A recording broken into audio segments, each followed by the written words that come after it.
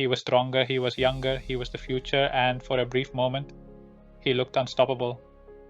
But when history was written, he was just another name on the list. This is the story of Jan Ullrich, the man who could have dethroned Lance Armstrong, but didn't. What went wrong? Was it bad luck, lack of discipline, or something darker? Let's rewind and see what really happened. 1997. The world watched in awe as a 23-year-old German stormed the Tour de France. He didn't just win, he crushed the competition by over 9 minutes. He climbed with grace. He time trialed like a machine. And when he stood on the Champs-Élysées in yellow, everyone agreed. This was the beginning of a dynasty. In Germany, he was a national hero, a symbol of perfection. Young, handsome, humble.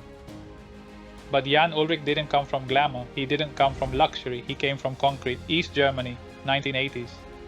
A place where success wasn't glamour. It was escape. From a young age, Jan Ullrich learned to suffer. Not emotionally, physically. The sports schools in the GDR weren't forgiving. They were factories of output.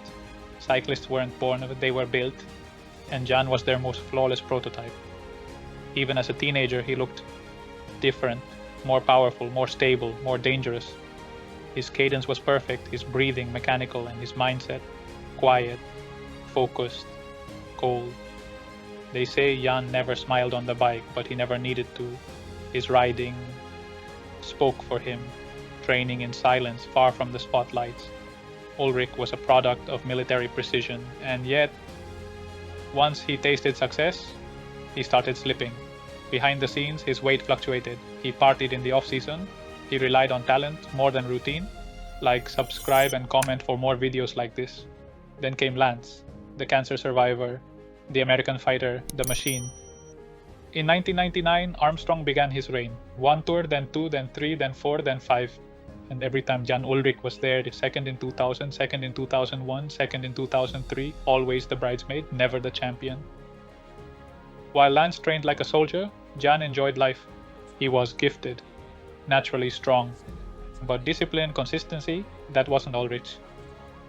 He once showed up to camp overweight. Lance called him fat. He laughed. The media laughed. But the gap grew. Lance built an empire. US Postal wasn't just a team, it was a science lab on wheels. Every calorie counted, every stage rehearsed, every watt monitored.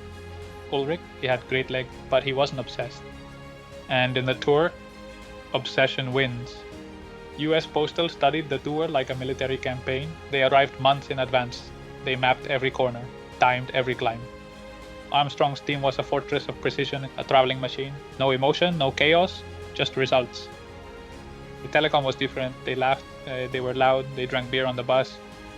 It felt like a group of friends on a dangerous vacation. And Jan was the golden boy among them. Too good to question, too strong to discipline. But talent fades. Without control, without purpose, without pain. In 2001, Ullrich attacked on Alpe d'Huez. He looked unstoppable. Armstrong cracked. Almost. Then came the look. That famous moment, Armstrong stared at him, then dropped him. It was psychological warfare, and Jan lost. From that point on, the mental battle was over. Armstrong was in his head, and once Lance moved in, he never left. 2 champions, 2 mentalities, 2 worlds. Armstrong operated like a machine built for one purpose, dominance. Jan? Jan was a natural, but nature isn't enough in a sport engineered for pain. US Postal wasn't just a cycling team, it was a tactical unit. Nutritionists, psychologists, aerospace level mechanics, every screw on every bike was tracked. Meanwhile, Team Telecom was old school. More heart, more flair, less control. They had money, but not structure. While Armstrong slept in oxygen tents, Jan slept on instinct. One chased marginal gains. The other rode on muscle memory. And yet, despite it all, in 2003, Ullrich came closer than ever. He had rebuilt himself, trained harder, ate cleaner. The Tour that year was brutal. Every stage a war. And Jan kept clawing back time. Stage after stage he cut the deficit. The final time trial. The moment of truth. Rain, Cold, slippery roads, one mistake, one wrong angle, one crash, and history was rewritten. He lost the Tour by just 1 minute and 1 second. That moment, it broke something in January, not just physically, mentally, because deep down, he knew that might have been his last shot. After 2003, something inside Jan Ullrich began to unravel. He kept racing, kept training, kept showing up, but the sparkle was gone, the belief, the momentum, the edge. And then came 2006, Operation Puerto, a name that would shake cycling to its core, a doping scandal so vast, so intricate, it would take down riders, teams, and reputations across Europe. Jan Ullrich's name was on the list, linked to Dr. Fuentes, linked to blood bags, linked to lies. He denied it. But he was pulled from the Tour, suspended, shunned, Telecom severed ties. His fans were silent. His sponsors disappeared. And Jan? Jan didn't fight it. He withdrew, quietly, almost peacefully, like a man who had finally surrendered to the weight of it all. No public confessions, no big interviews, just silence. For years he lived in the shadows. Tabloids followed him, weight gain, strange behavior, isolation. Whispers grew louder, alcohol, depression, addiction. He was spotted on Mallorca drifting. He gained 30 kilos. He was unrecognizable. In 2018, the darkness reached a breaking point. He was arrested for assault, hospitalized, sent to rehab. The golden boy of German cycling had become a ghost, and for a brief moment, the world feared it might lose him forever. But even in the darkest corners, light can find a way in. And in Jan Ullrich's case, it came from the most unexpected place. Lance Armstrong. The man who had haunted his career, the rival who had beaten him again and again, the symbol of everything Jan couldn't become. In 2018, Lance flew to Mallorca. Not for a podcast, not for a documentary, just for January. He found him broken, silent, struggling, and he hugged him and he said, "Don't die, Jan. The world still needs you." They talked, they laughed, they rode. Two former enemies, now two survivors. Something changed in Ullrich that day. Not overnight, not with magic, but something began to heal. He entered therapy, he returned to the bike, not to race but to feel. He met with young riders, he told them the truth. He warned them about shortcuts, about ego, about silence. He became in time a quiet mentor, not with medals, but with mistakes. He stopped hiding, started speaking, started living.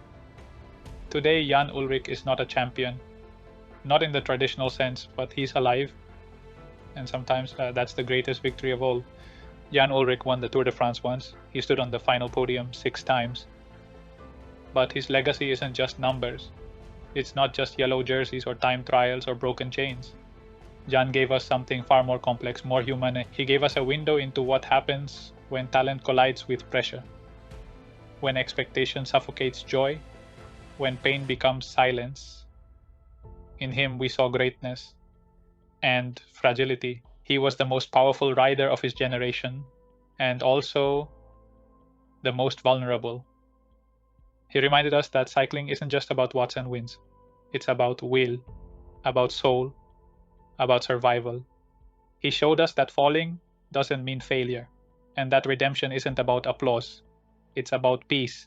Jan Ullrich didn't dethrone Armstrong. He didn't win 7 tours, but Armstrong was erased. Ullrich was forgiven. And in the end, that may matter more, because history doesn't just remember champions, it remembers those who made us feel something. And Jan Ullrich, he made us feel everything. So here's to the rider who never quite got there, but somehow ended up exactly where he was needed. What do you think? Was Jan more talented than Lance? How many tours could he have won?